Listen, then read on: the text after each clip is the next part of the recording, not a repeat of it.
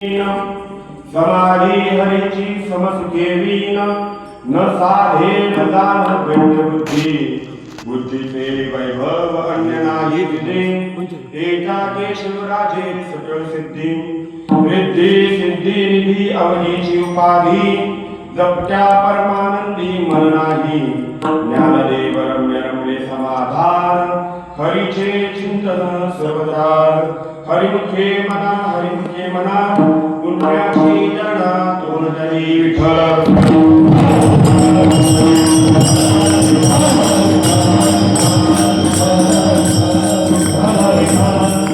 समाधी हरीची समसुखेवी न साधे गान गैत बुद्धी हरिमुखे मना पुण्याची जडा तोन तरी वक्रतुंड महाकाय सूर्यकोटि समप्रभ निर्विघ्नं कुरु देव सर्वकार्येषु सर्वदा सर्वमंगल्य मांगल्ये शिवे सर्वार्थ साधिके शरण्ये त्र्यंबके गौरी नारायणी नमोस्तुते महायोगपीठे तटे भीमरथां वरं पुंडरीकाय दातुं मुनिमन्त्रे समादत्तिष्ठन्तमानन्दचन्दं परब्रह्मलिङ्गं वदे पाण्डुरङ्गं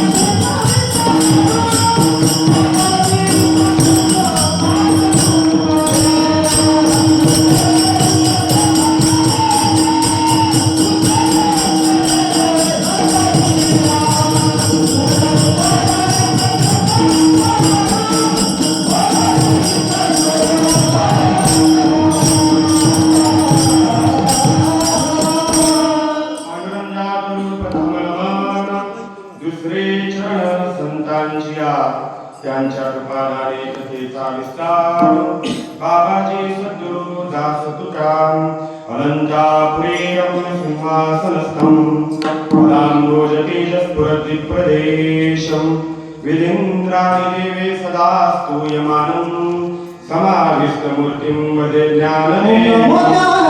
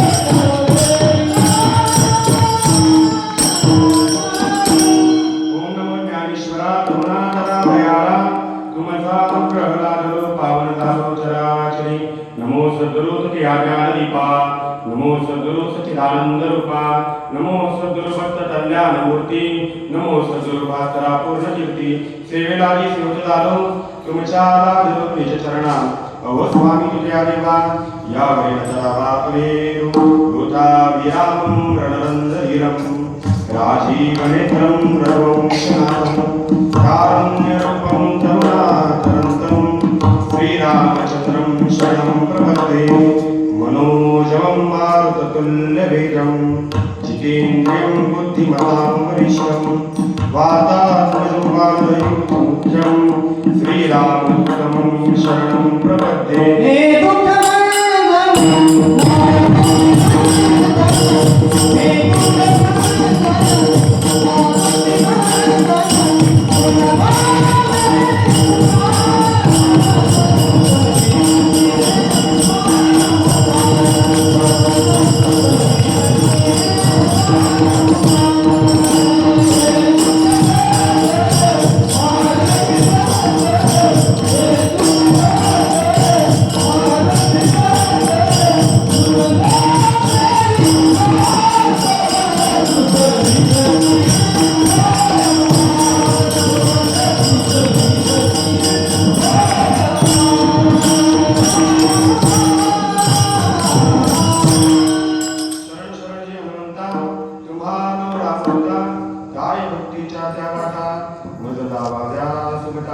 जयांची जेडिया स्मरण होय सुंदर विद्येचे अधिकरण तेची बंधू श्री चरण सद्गुरूंचे ते नमस्कार आता विठ्ठल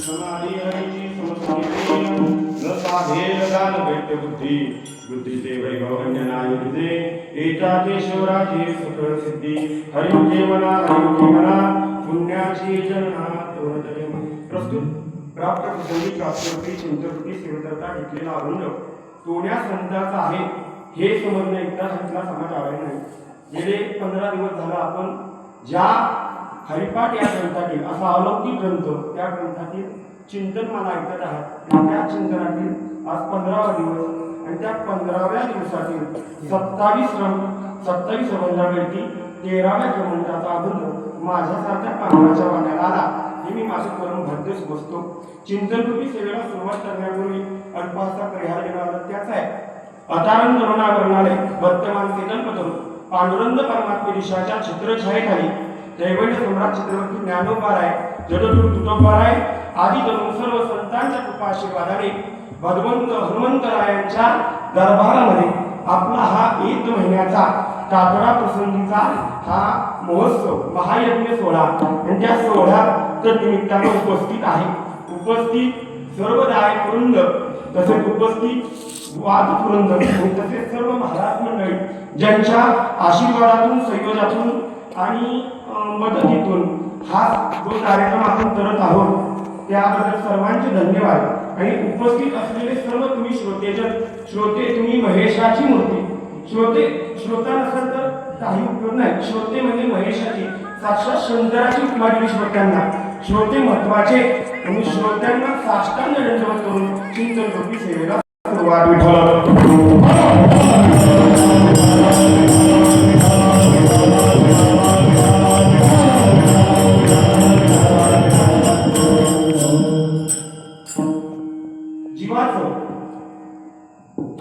सामान्य जीवाचं कल्याण करण्याचे जर हेतू कोणाचा असेल तो फक्त संतांचा आहे संत सोडून सामान्य जीवाचं हित कोणीही करू शकत नाही तुम्ही मला आई वडिलांना आपल्या हिताचा कळवळा असतो आई वडिलांना आपल्या हिताचा कळवळा असेल पण आपलं हित कशात आहे आई वडिलांना समजत नाही उलटा डॉक्टर झालं तर त्याचं हित आहे असं व्यावहारिक दृष्ट्या आई वडिलांना वाटत असेल पण व्यावहारिक दृष्ट्या वाटत असणारं जे सुख आहे ते खऱ्या अर्थाने त्याला प्राप्त होईल का त्याची शाश्वती देता येत नाही ते हिताचं होणार नाही नवे माफी मागून सांगतो की देवाला सुद्धा आपल्या हिताची काळजी नाही नवे देवाला आपला पत्ताच नाही देवाचं स्वतःचं अवताराचं प्रयोजन सांगताना भगवद्गीतेत स्पष्टपणे सांगितलं यदा यदा हि धर्मस्य लागे भारत अभ्युत्थान धर्मस्य तदात्मानं सुजाम्यहं परित्राणाय साधनां विनाशाय च दुष्कृतां धर्म संस्थापनार्थाय समभावी युगे परित्राणाय साधना भक्ता राखे पायाशी दुर्जनाशी संवाद भक्त येतो देव येतो कशासाठी येतो सज्जनांचं रक्षण करण्यासाठी येतो दुर्जनांचा संहार करण्यासाठी दोनच काम आहेत आणि इथं उपस्थित असणाऱ्या प्रत्येकाने आपापल्याला प्रश्न विचारावा आपण सज्जन आहोत का प्रत्येकाने आपल्या हृदयावर हात ठेवून प्रश्न विचारावा आपण सज्जन आहोत का जर आतून आवाज येईल की आम्ही सज्जन नाही पण मला आम्ही सज्जन नसतो तर ह्या सप्ताहामध्ये कीर्तन ऐकायला आलो नसतो म्हणजे आम्ही सज्जन नाही पण आम्ही दुर्जन सुद्धा नाही दुर्जन असतो तर सप्ताहाला आलो नसतो म्हणजे आम्ही सज्जनही नाही आणि आम्ही दुर्जनही नाही आमचा देवाला पत्ता नाही आम्ही दोन्ही मार्गाने नाही देव प्राप्त करून घेताना एकतर सज्जन म्हणजे चांगल्या मार्गाने प्राप्त करून घेता येतो जसा प्रल्हादाने प्राप्त केला नाहीतर एक दुर्जनानं रावणासोबत देव प्राप्त केला मला रावण पण देव प्राप्त करण्यासाठीच रावणाची घटना म्हणजे रावणानेही देव प्राप्त केला आणि प्रल्हादानेही देव प्राप्त केला म्हणजे सज्जनालाही देव प्राप्त होतो दुर्जनालाही देव प्राप्त होतो देव प्राप्त करायचा असेल ना तर तिची नितांत भक्ती करावी एकतर नाहीतर देव प्राप्त करायचा असेल ना देवाची नितांत वैर करावी दोनच दृष्टीने देव साध्य होईल तिसऱ्या दृष्टीने देव साध्य होणार नाहीच मग असं असताना देव येतोय कशासाठी तर साधूंचं रक्षण करण्यासाठी आणि दुष्टांचा संहार करण्यासाठी देव आजच्या दिवशी आलेला आहे आज असताना नरक चतुर्दशीचा दिवस आहे म्हणजे समयाशी साधन व्हावे म्हणून मी असं वळवून आणलं कारण कसं असतं माहितीये का आजचा समय जो आहे आजचा जो दिवस आहे तो दिवाळीची पहिली पहाट आहे आणि नरक चतुर्दशीचा दिवस आहे श्रीकृष्ण अवतारामध्ये श्रीकृष्ण अवतारामध्ये भगवंतानी काय केलं तर नरकासुर नावाच्या राक्षसाचा वध केला हा दोन नरकासुर आम्ही कधी आमची पुराण ढांढाळून पाहिली नाही त्यामुळे आम्हाला नरकासुर कोण आणि तो माहीतच नाही आजकालच्या मुलांना श्रीकृष्ण माहित नाही बाकी सोडा देव माहित नाही अजून राष्ट्रपती पत्त्याच नाही पण देव माहित पाहिजे म्हणजे नरकासुराचा वध म्हणजे नरकासुर कोण होता वराह अवतारामध्ये जेव्हा पृथ्वी रसातळाला गेली पृथ्वी वर आणली वराह अवतारामध्ये आणि त्या वराह अवतारात रसातळाला वर आलेली पृथ्वी ही भगवंत पृथ्वीच्या पोटातून नरकासुर नावाच्या राक्षसाचा म्हणजे जन्म झाला आणि जन्म झाल्यानंतर नरकासुर उन्मत्त उद्दाम झाला ब्रह्मदेवाचं साक्षात त्याला वर प्राप्त झालं आणि उन्मत्त उद्दाम झाल्यानंतर अनेक राज्याच्या राजकन्या पळवून आणायच्या आणि त्या दांबून ठेवायचा अशा पद्धतीने त्याचा खेळ चालू होता एक नाही दोन नाही साक्षात 16,000 राजकन्या त्याने दांबून ठेवल्या आणि त्याचा घडा भरल्यानंतर श्रीकृष्ण परमात्म्याने काय केलं श्रीकृष्ण परमात्म्याने त्याचा वध केला आणि 16,000 राजकन्या सोडून आणल्या त्या 16,000 ज्या राजकन्या आहेत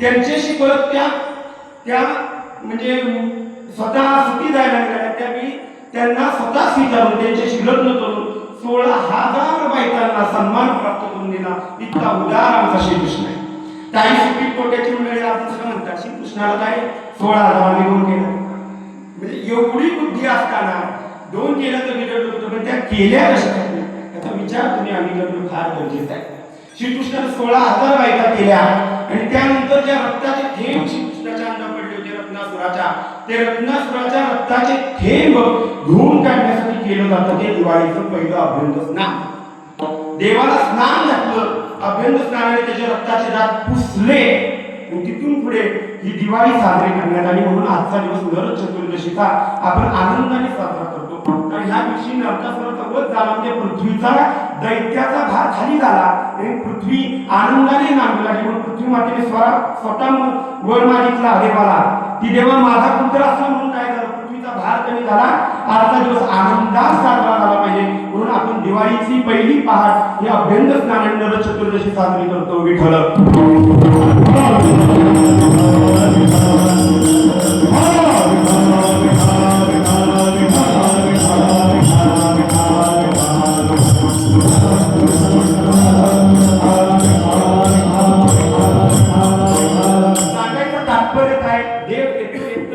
दुर्जनांसाठी सज्जनासाठी तुमचा आमच्या देवाला पत्ता नाही पण आमच्या सामान्य जीवाचा पत्ता कोणाला असेल तर फक्त संतांना आहे संत सोडून आपल्या हिताचा कळवळा कोणाला देखील नाही संत अवताराला येतात. कशासाठी येतात? जगाच्या कल्याणासाठी संत अवताराला येतात. केवळ मात्र जगाचं कल्याण करण्यासाठी संत अवताराला येतात. नाही तर संतांनी आपला पत्ता सांगितला, आम्ही वैकुंठवासी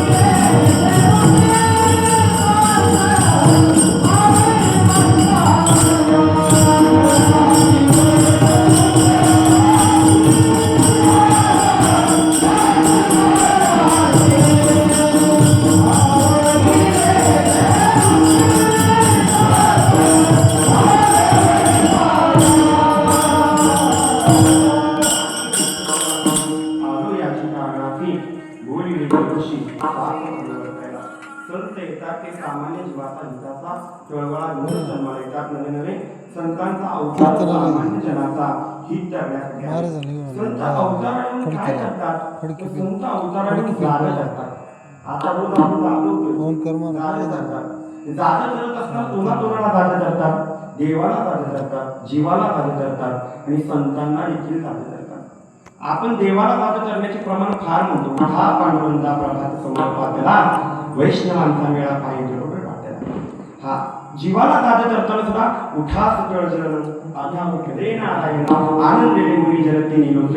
म्हणजे देवाला संत देवाला जागवतात नवल नाही, संत जीवाला जागवतात नवल नाही, संत संतांनाही जागवतात. आता दादा आता दादा आता दादा रे भाईनो जा हे आता दादा रे भाईनो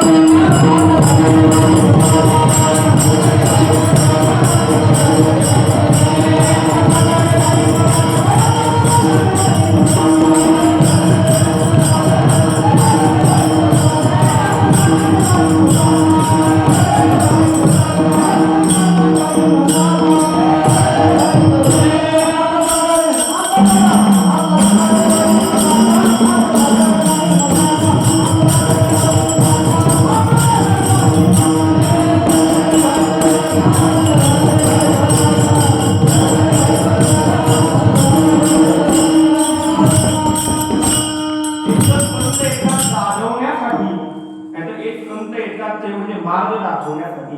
मार्ग दावणी गेले आधी दयानिधी संत ते मार्ग दाखवण्याचं काम करतात. प्रत्येक संतांनी जीवाला त्याच्या हिताचा मार्ग दाखवण्याचं काम केलं. तुटोबरायांनी जगाच्या हितासाठी गाथा नावाचा पंचवेद निर्माण केला. एकनाथ महाराजांनी भागवत सारखा महान ग्रंथ निर्माण करून दिला. त्यापेक्षा ज्ञानेश्वरांचं कार्य फार मोठं आहे. ज्ञानेश्वरांनी प्रत्येक साधकाच्या परिस्थितीनुसार स्थितीनुसार वेगवेगळ्या पद्धतीच्या ग्रंथांची निर्मिती करून दिली. कारण ज्ञानोबा कसे साधकांचा मायबाप, साधकाचे मायबाप असल्यामुळे ज्ञानोबारांनी वेगवेगळ्या स्थितीतील माणसांना वेगवेगळ्या ग्रंथाची निर्मिती करून दिली. अत्यंत साधक असणाऱ्या माणसाला ज्ञानेश्वरी सारखा महान ग्रंथ निर्माण करून दिला. ज्ञानेश्वरी साधी आहे का? ब्रह्म साम्राज्य दीपिकावर लिहिली. ज्ञानेश्वरी सारखा महान ग्रंथ निर्माण करून दिला सामान्य साधकासाठी. त्यापेक्षा अतिउच्च साधकासाठी अमृतानुभव सारखा ग्रंथ निर्माण करून दिला. एवढ्या करता चांदीव 65 नावाचा ग्रंथ निर्माण करून दिला. पण हे सर्व निर्माण करून सुद्धा ज्ञानोबारायांचं समाधान मात्र झालं नाही. ज्ञानोबारायांचं काही केलं समाधान होणार तर ह्या ठिकाणी कोणताही सामान्य जीवाचं कल्याण होणार नाही. ज्ञानेश्वरी प्रत्येक सामान्य जीवाला समजेलच असं नाही. आणि आम्ही वाचतो आम्हाला समजते, आपल्याला भ्रम आहे, आपल्याला ज्ञानेश्वरी समजते. ज्ञानेश्वरी समजत नाही, फक्त ती वाचली ना बोट देऊन ती तिची कृपा मात्र होते. हा कृपा होते ज्ञानेश्वरीची. ज्ञानेश्वरी समजेल. ज्ञानोबारांनी नाक मावा सोडले तर ज्ञानेश्वरी आपल्याला समजली नाही. पाठांतर होई ज्ञानेश्वरी 9,000 वेळा पाठ होती. सोप्पा आहे, मी म्हणतो सोप्पा आहे पाठ. आज इंजिनिअरिंगची एवढी मोठी पुस्तकं माणसं पाठ करतात. ज्ञानेश्वरी पाठ तर नाव उघड नाही, पण ती ज्ञानेश्वरीचा अर्थ समजणं फार अवघड. त्यासाठी काय करावं लागेल? भाव घेऊन या वाचे ज्ञानेश्वरी. हा भाव न धरता ज्ञानेश्वरी वाचली तर फक्त वाचन होईल, अर्थ समजणार नाही. इथे ज्ञानेश्वरी तसे कठीण आहे. अमृतानुभवीविषयी आपल्याला बोलायलाच नव्हतं. सुरुवातीची ओवी सुद्धा आपल्याला उचलत नाही, पुढे बोलायचं होतं. सांडव पासष्टी आपण योगी साधना नाही, त्यामुळे सांडव पासष्टी नाही. म्हणजे या तिन्ही मध्ये सामान्य जीवाचा उद्धार होणार नाही. म्हणजे ज्ञानोबांना माहिती सामान्य जीवाचा उद्धार कसा होईल? सामान्य जीवाचा उद्धार होईल फक्त नामाने. सामान्य जीव उद्धार कधी पावेल? नाम घेतल्यानंच सामान्य जीव उद्धार पावेल, अन्यथा सामान्य जीव उद्धार पावणार नाही. याचं कारण काय माहितीये का?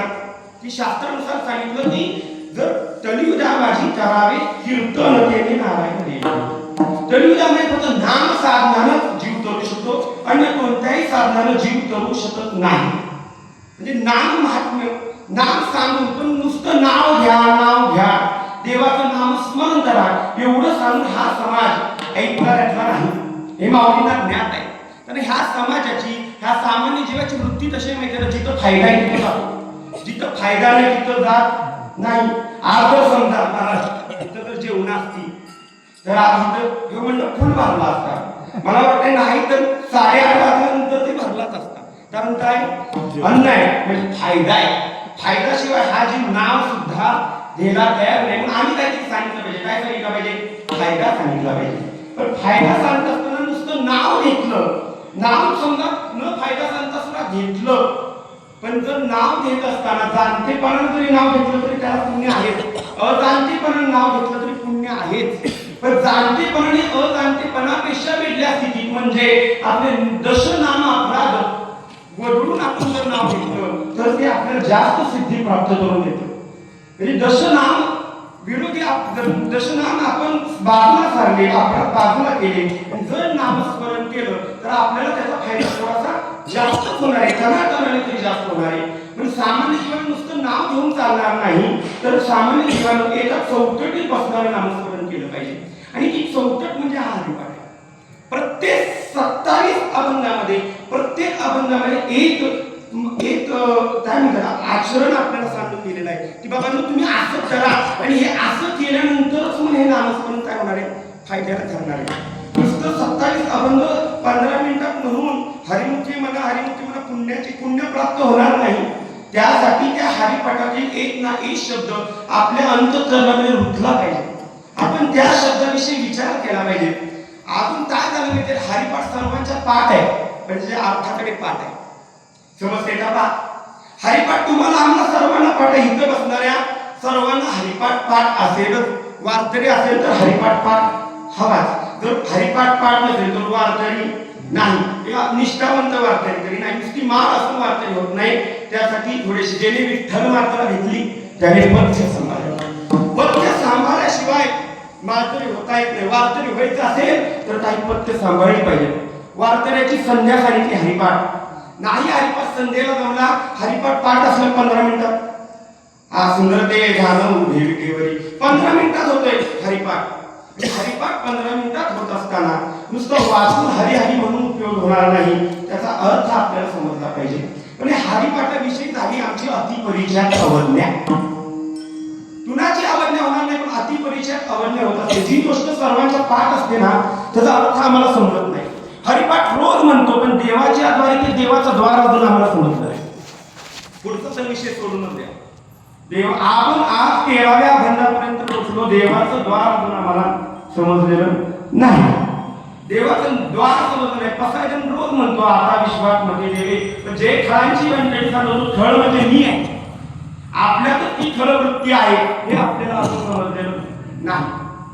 म्हणजे आपण नुसतं म्हणतो हा सदा सर्वदा योग तुझा धरावा, तुझे कारण देह माझा पडावा, देह पडावा असं म्हटलंय. जर खऱ्या अर्थानं पडला तर म्हणजे देह पडावा म्हणणं फार सोपं आहे. नुसतं म्हणणं फार सोपं आहे, पण त्याचा अवलंब करणं किती अवघड आहे. तो अवलंब केल्याशिवाय आपल्याला अत्यंत आनंदाची स्थिती प्राप्त होणार नाही. आणि आज माऊलीने तेच सांगितलंय, जीवाचं सर्व थैव कल्याण कशात असेल, जीवाचा सर्वात शेवटचा म्हणजे प्राप्त करण्याचा जर विधान कोणता असेल तर ते फक्त भगवंत आहे. उलट नवे नवे मानवी जीवाचा जो जन्म होतो तो देवासाठी होतो. भगवंताने अनेक जीव निर्माण केले, प्रत्येक जीवामध्ये, पण ब्रह्मदेवाला तरी सुद्धा समाधान होत नाही, म्हणून त्यानं मानव देह निर्माण केला त्या भगवंताला प्राप्त करून देण्यासाठी. तो भगवंत एवढा चतुर आहे, त्यानं ही माया निर्माण केली, त्या मायामध्ये आत्मासारखा जीव निर्माण केला आणि स्वतः लपून बसला. तो लपून बसल्याने आपल्याला शोधायला लावले आणि आपण शोधण्यासाठी लपाछपीचा डाव खेळण्यासाठी इथं आलेलो आहोत. पण आम्ही लपाछपीच्या डावामध्ये अजून सुद्धा जिंकलेलो नाही, तर आम्हाला तो प्राप्त झालेला नाही. आणि तो प्राप्त होईल तसा तर मग त्याची एक विचारधारणा प्रस्तुत प्राप्तावरला सांगितलेली आहे.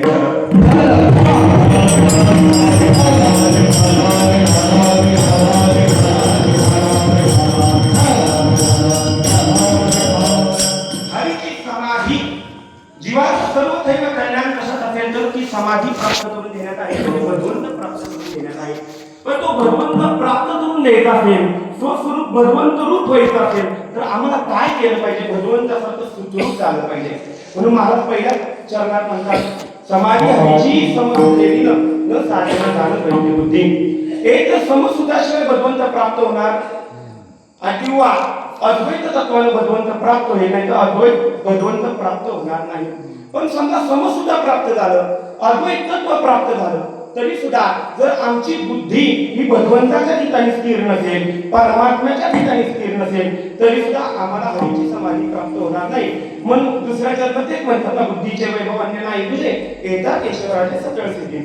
तिसऱ्या चरणात महाराज मनाला उपदेश करतात, हा तुम्ही मन हे भगवंताच्या ठिकाणी लावा. रिद्धी सिद्धीच्या ठिकाणी लावलं तर जवळच्या परमानंदी मन नाही भाग मात्र राहून जाते. चौथ्या चरणात सांगितलं की मी ह्या हरीच्या चिंतनात चिंतलो, तुम्ही आम्ही ज्या समाधानाच्या मध्ये धावत आहोत ते समाधान मला फक्त केवळ आणि केवळ हरीच्या चिंतनाने प्राप्त झालं. असा अभंगाचा सरळ सरळ भावार्थ विठ्ठल.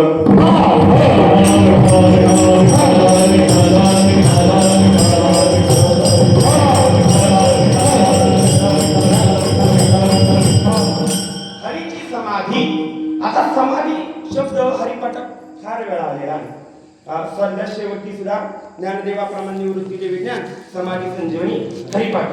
पण हा समाधी शब्द डोळ्यासमोर आला की आपल्या समोर एक आकृती उभी राहते, ती म्हणजे योध्याची. एक योध साधनात येतलेला माणूस मांडी घालून म्हणजे त्याच्या आसन वृत्तीने बसलेला आहे आणि तो योध करत आहे. त्या योध धारणेतून भगवंत प्राप्त करून देण्याची म्हणजे आपल्यातलाच देव जागृत करण्याची स्थिती करत आहे, तो प्रयत्न करत आहे. म्हणजे योध म्हणजे काय, योध हा युज धातूपासून प्राप्त झालेला शब्द आहे. युज म्हणजे साधन, साध्य होणं.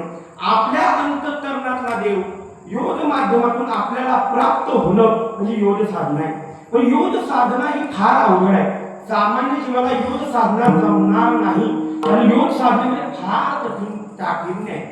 योग साधनेमध्ये अनेक प्रकार आहेत.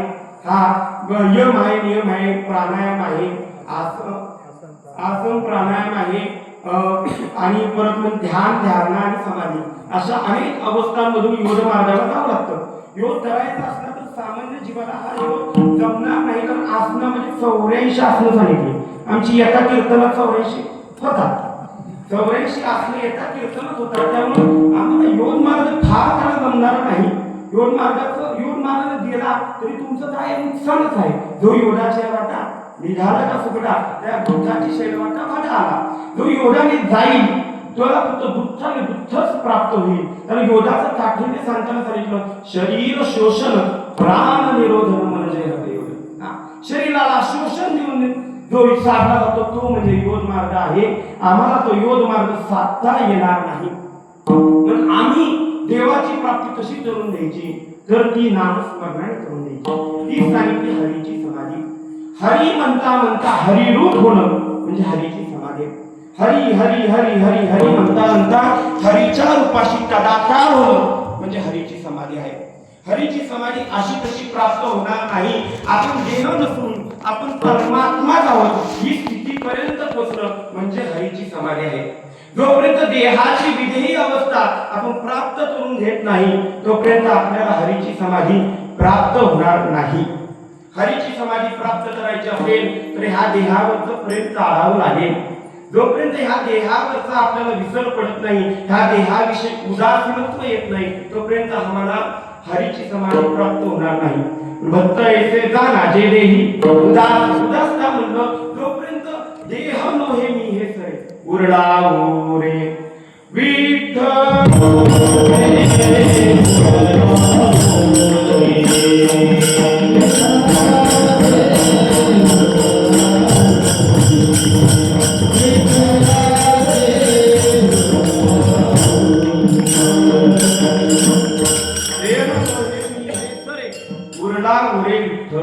हा देह मी नसून तो परमात्मा आहे. या स्थितीला प्राप्त करणं आणि मीच विठ्ठल आहे ही स्थिती प्राप्त होणं.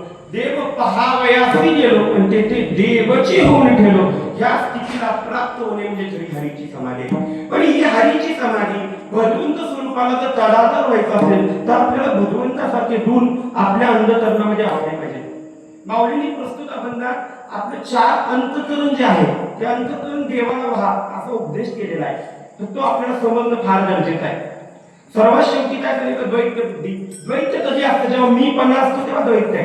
ज्यावेळी मीपणा निघून जाईल तेव्हा अद्वैत तत्वाची प्राप्ती आहे. पण मीपणा म्हणजे तो नाही, अहंकार आहे. दुसऱ्या चरणात सांगितली बुद्धी, तिसऱ्या चरणात सांगितलं मन आणि चौथ्या चरणात सांगितलं चिंतन. चिंतन करण्याचं काम चित्ताचं म्हणजे चित्त आहे. अशा 4ही बाजूने माऊलींनी हा अभंगाचा विचार केलेला आहे. जोपर्यंत संपूर्ण अंतःकरणाच्या भगवंताशी तदाकार होणार नाही तोपर्यंत हरीची समाधी प्राप्त होणार नाही. हरीची समाधी प्राप्त करायची असेल, भगवंताचं रूप प्राप्त करून द्यायचं असेल, सायुज्यता मुक्ती प्राप्त करून द्यायची असेल तर काय करावं लागेल, आपलं अंतःकरण भगवंतावर जवळ लीन केलं पाहिजे. जोपर्यंत संपूर्णपणे अंतःकरण आपण भगवंताला देत नाही तोपर्यंत हरीची समाधी प्राप्त होणार नाही. हरीची समाधी देवस्वरूप व्हायचं असेल तर देवाचे काही गुण आपल्या अंतःकरणामध्ये आपण ठेवले पाहिजे. देव ज्या पद्धतीनं पहिल्या ह्याच्यात देवाचा एक गुण सांगितला समसूत. देव हा कसा आहे, सम आहे. समचरण दृष्टी विटेवरी साजेरी तैसी माझी हरी वृत्ती राहो. देव सम आहे. देवाच्या अंतःकरणामध्ये कोणत्याही पद्धतीचा भेद नाही. देव किती सम आहे. देव ठटनट यावे आणि शुद्ध होऊन जावे. तुनिया ठटानिया नटानिया सज्जनानिया दुर्जनानिया शुद्ध होऊन जावा. तो पाहत नाही उच्च नीच काही. नेने भगवंत तिष्ठे भक्ती भाव हेतू अवघिया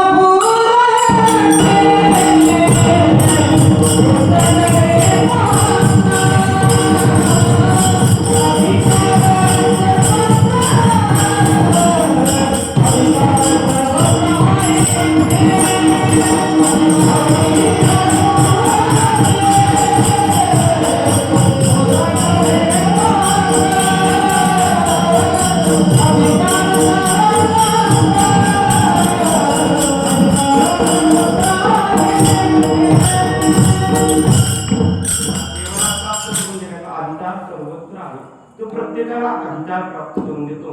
देवाच्या अंतःकरणामध्ये कोणत्याही पद्धतीचा भेद नाही. हा अजामेळाचा दृष्टांत सर्वांना ज्ञात आहे. अजामेळ नावाचा ब्राह्मण अत्यंत चांगला ब्राह्मण पण पापदृष्टी डोळ्यासमोर पडली आणि पापाचरण करायला लागला. पाप करायला लागला, वेश्याधन करू लागला. वेश्याधन करत असताना अनेक पाप केली. वेश्याची इच्छा पुरवण्यासाठी चोऱ्या माऱ्या लबाड्या जे करायचं होतं ते केलं. प्रत्येक गोष्ट केली अजामेळानं. आणि अजामेळाला 10 पुत्रांनी शेवटच्या पुत्राचं नाव नारायण ठेवलं.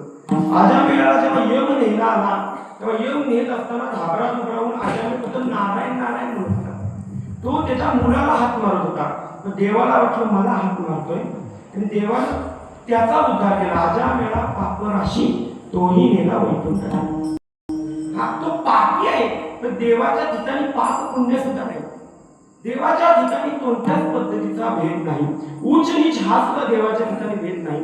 तानोपातान नावाची वेश्याची मुलगी पण तिला सुद्धा देवाने आपल्या रावळामध्ये स्थान निर्माण करून दिलं. तर देव कोणत्याही पद्धतीचा अंतःकरणामध्ये भेद ठेवत नाही कारण तो तसा आहे, सम आहे. आणि हेच समसूत प्राप्त झाल्याशिवाय आणि द्वैत बुद्धी दूर सारून अद्वैत तत्व प्राप्त केल्याशिवाय भगवंत प्राप्त होणार नाही. अभंगाचं प्रथम चरण. समाधी हरे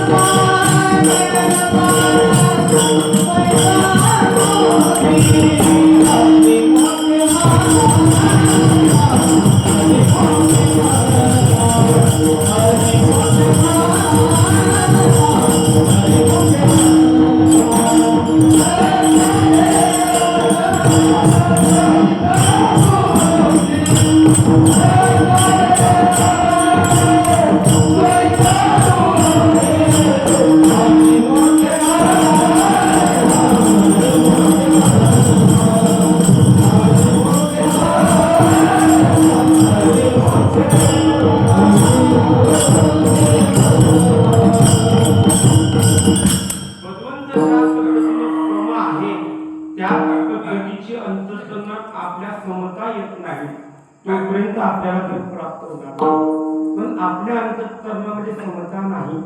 आमच्या अंतःकरणामध्ये भरून भरून विषमता आहे. आम्ही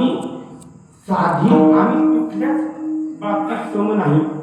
आमच्यामध्ये इतका भेद आहे. जीव जीवाचा भेद आहे, जीव ईश्वराचा भेद आहे, जीव जडाचा भेद आहे, ईश्वर ईश्वराचा भेद आहे. प्रत्येक ठिकाणी आमच्या अंतःकरणामध्ये भेदच आहे.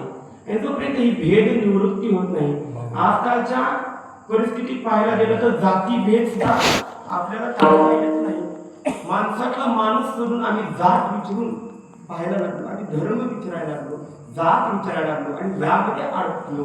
आम्ही कुठल्या पद्धतीने सम आहोत? स्त्री पुरुष समानतेचं जग असताना सुद्धा अजून सुद्धा स्त्री पुरुष भेद मिटलेला नाही. पण आपण कोणत्या पद्धतीने सम आहोत? आमच्या अंतःकरणामध्ये सम अशी वृत्ती अजून निर्माण झालेली नाही. आणि भगवंताच्या ठिकाणी सर्वत्र सम आहे. जोपर्यंत तो जितका समस्वरूप आहे तितके समस्वरूप आपण होत नाही तोपर्यंत भगवंत प्राप्त होणार नाही. पण सम नुसतं म्हटलं नाही, सम सुखेवीनं म्हटलंय. हा सुख सुद्धा प्राप्त झालं पाहिजे. भगवंत सुखरूप आहे. सुखरूप पैसा तुझ्या तोंड सांगा माझा आनंदाचा निघालो. भगवंत नुसता सम नाही तर तो भगवंत सुखरूप आहे. सुखरूप नाही, नवे नवे त्याच्यापासून सुख आनंद निर्माण झालेला आहे. सर्व सुखाचे आदर बाप परमात्मा देवीवर किंवा सर्व सुखाचे आदर म्हणे नरहरी सोडा. म्हणजे सर्व सुख जर प्राप्त करायचं असेल, सुखरूप तो नसेल तर तो फक्त भगवंत आहे. आणि आम्हाला सुख प्राप्त का नाही? तर आमच्या अंतःकरणामध्ये काय आहे? विषमता आहे. जोपर्यंत ही विषमता आम्ही दूर काढत नाही तोपर्यंत समता येणार नाही. जोपर्यंत समता येणार नाही तोपर्यंत सुख प्राप्त होणार नाही. म्हणजे सुख प्राप्त करून द्यायचं असेल तर अंतःकरणामध्ये काय आली पाहिजे? समता आली पाहिजे. बोलत चला तुम्ही बोर झाले ना? काय होतंय? चिंतन ऐकण्याची माणसाची अवस्था राहिलेली नाही. दुसरी गोष्ट म्हणजे मला एक मर्यादा आहे. मला ह्याच अभंगावर बोलायचं, बरोबर का नाही? म्हणजे माझ्या मनाचा अभंग घेतला असता मी काही करू शकलो, पण मला एक मर्यादा आहे. आणि हा अर्थात जो चाललेला आहे ना, हा जो सप्ताहाचा अर्थात चाललाय, का चाललाय? 47 वर्ष आपण सप्ताह करतोय. आपल्याला हरिपाठातला अर्थ समजला पाहिजे म्हणूनच करतोय ना. म्हणजे हरिपाठ सोडून दुसरीकडं बोलण्यात काही अर्थ नाही. वेड वाकड बोलीन पण तुझा असं म्हणेन. हा, वेड वाकड बोल, तसं येईल तसं बोला, परंतु त्याचं म्हणू द्या, त्याला म्हणू द्या, हे माझा आहे. इतकं सुंदर म्हणून चिंतन ऐकण्याची थोडी मानसिकता ठेवा. तर ही चिंतन ऐकण्याची मानसिकता जर ठेवली नाही तर येत्या काळात कीर्तनाचं मनोरंजन झाल्याशिवाय काही होणार नाही. आज तीच परिस्थिती आहे ना. मनोरंजन कीर्तनच महाराजांनी काय सांगितलं माहितीये का? ही योग्याची समाधी, आपण माझ्याशी म्हणून माझा विषय राहिला, ती योग्याची समाधी केवळ कशाला प्राप्त होईल? समाधीचे सूत्र सांडा ओवाळून तो ह्या कीर्तनी ब्रह्मरस, ह्या कीर्तनातनं तुम्हाला ती समाधी प्राप्त होईल. पण ते कीर्तन तसं हवं जेणेकरून अंतरी ठसावी मूर्ती श्रीहरीची, ऐसी कीर्तन मध्ये संतांच्या घरची. म्हणजे तुमची ऐकण्याची मानसिकता झाली पाहिजे, का झाली पाहिजे? मनोरंजन ऐकून आमचा फायदा होईल होणारच नाही, तोटाच आहे. अहो पंच विषयामधून मार्ग दूर सारण्यासाठी कीर्तन आहे आणि पुन्हा त्या कीर्तनामध्ये पंच विषय सांगायचे, हे योग्य नाही. थोडा लोकांचा म्हणजे माफी मागून गोष्ट मला, पण खरंच आहे. कीर्तनामध्ये जर हरिरूप व्हायचं असेल, कीर्तन चांद होय हरिरूप, पण हे हरिरूप होण्यासाठी आपल्याला चिंतन ऐकण्याची मानसिकता झाली पाहिजे. मग चिंतने पण चिंतन ऐकलंच नाही तर तद्रुपता येईल कशी? श्रवण जर भगवंत सोडून दुसऱ्याचं सासू सुनाचंच ऐकत बसलो तर आम्हाला देव कधी प्राप्त होणार? अहो आयुष्य जात, रोज म्हणतोय आपण, रोज टाकण्यामध्ये आयुष्य जात आहे पहा, काळ जपत असे महा, स्वहिताचा गौरवा ध्यानी राहा श्रीहरीच्या. म्हणजे स्वहित आपण साधणार कधी? आपण 2 तास परमार्थाला देऊ शकत नाही, चिंतनाला देऊ शकत नाही. पण आम्ही आमचा परमार्थ कोणत्या पद्धतीनं सुजलाम सुफलाम करणार? सुजलाम सुफलाम करायचं असेल तर थोडंसं चिंतन ऐकण्याची मानसिकता ठेवा. आणि ह्या चिंतनातून तुम्हाला वाटत असेल मी बोलतोय माझ्या पाठांतराचं नाही. जशी ज्ञानोद्धार बुद्धी देईल तसा मी बोलेन. आणि पण ज्ञानोद्धार बुद्धी देतील तेव्हा देतील जेव्हा तुम्ही ऐकण्याची वृत्ती ठेवा, तेव्हा देतील. जर तुमच्याच मनात ऐकण्याचं नसेल तर सांगणारे ज्ञानोद्धाराचे काय सांगणार? काही सुद्धा सांगणार नाही. ज्ञानोद्धाराच्या बुद्धीनं चाललेलो आहे, थोडंसं सत्याने जरा थोडंसं चिंतनातून लक्ष द्या. असो विठ्ठल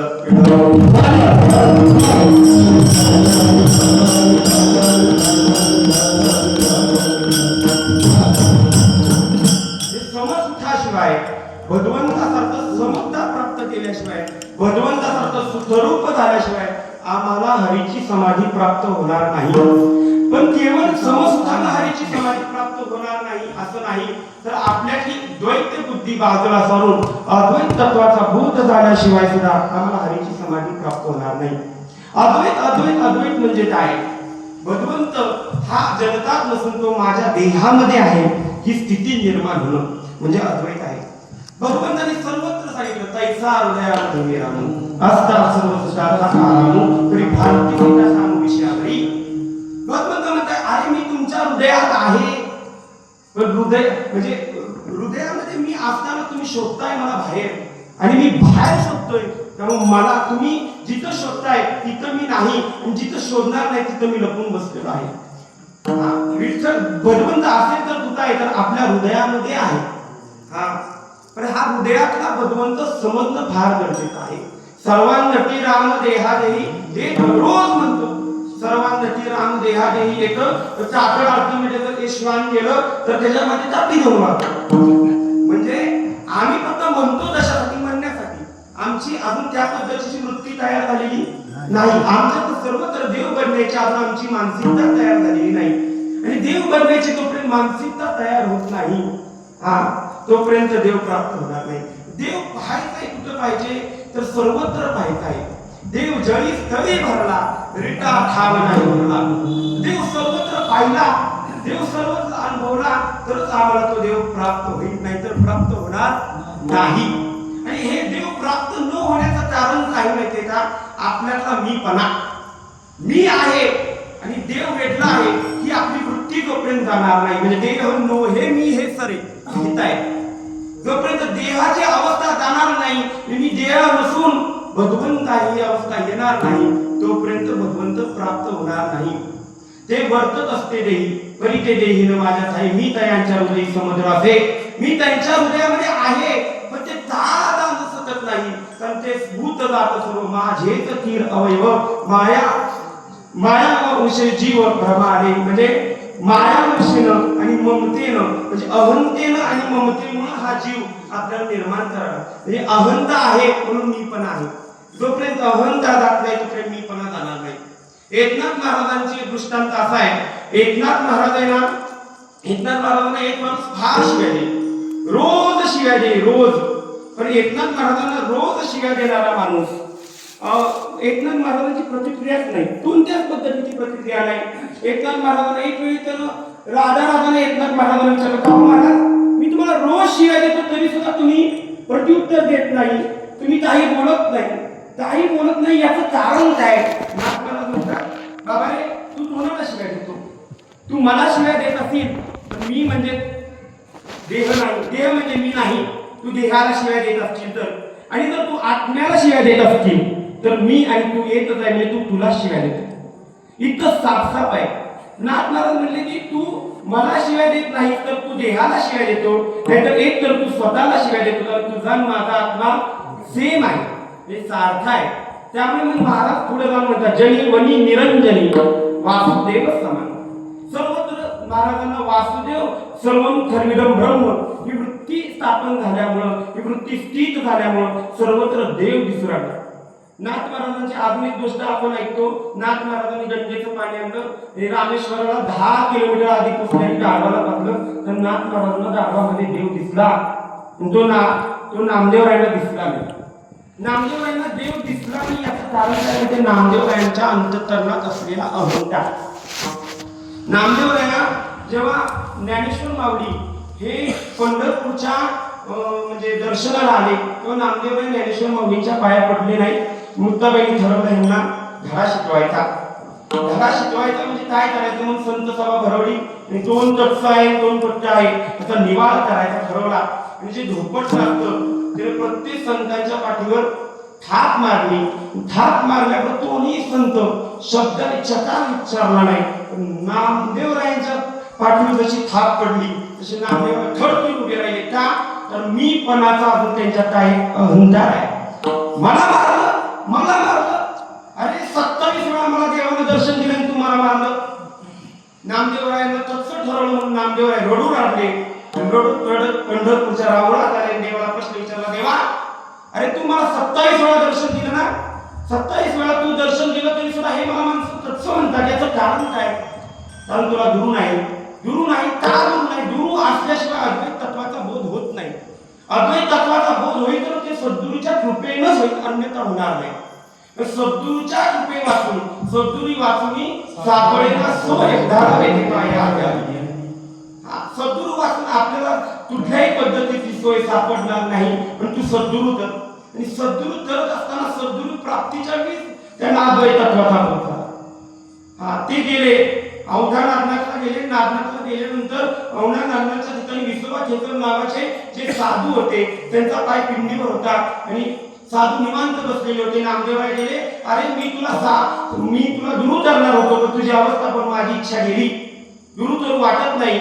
महाराज म्हणजे असं तर माझा पाय उचलून फक्त बाजूला ठेव. बाजूला ज्या क्षणी पाय ठेवला तिथे पिंड तयार झाली. आणि तेव्हा मग नामदेवरायची वृत्ती स्थिर झाली अद्वैताची. नामदेवरायांना समजलं विठ्ठल जळीत भरला, सर्वत्र विठ्ठल आहे हे गीतार महाराजांना समजलं. आणि हे समजल्या कारणानं, हे समजल्यामुळं पुढे गेल्यानंतर श्वानाने चपाती पळवल्यानंतर नामदेवराय त्याच्यामध्ये तुपाची वाटी घेऊन धावले. का? तर महाराजांना अद्वैत तत्वाची प्रचिती आली. आणि ती अद्वैत तत्वाची प्रचिती तुम्हाला आम्हाला आल्याशिवाय जीव शिव सम आहे वृत्ती आपली आल्याशिवाय आपल्याला भगवंत प्राप्त होणार नाही. केवळ अद्वैत तत्वाची बुद्धी होऊन भगवंत प्राप्त होईल का? होणार नाही. केवळ नुसते समसुत होऊन प्राप्त होईल का? होणार नाही. तर जी अद्वैत तत्व प्राप्त करून देण्याची निश्चय करणारी जी आहे ती बुद्धी जोपर्यंत परमात्म्याची त्याच्याने स्थित होत नाही तोपर्यंत आपल्याला अद्वैत तत्वाचा बोध होणार नाही. आपण दुसरं बुद्धीचे वैभव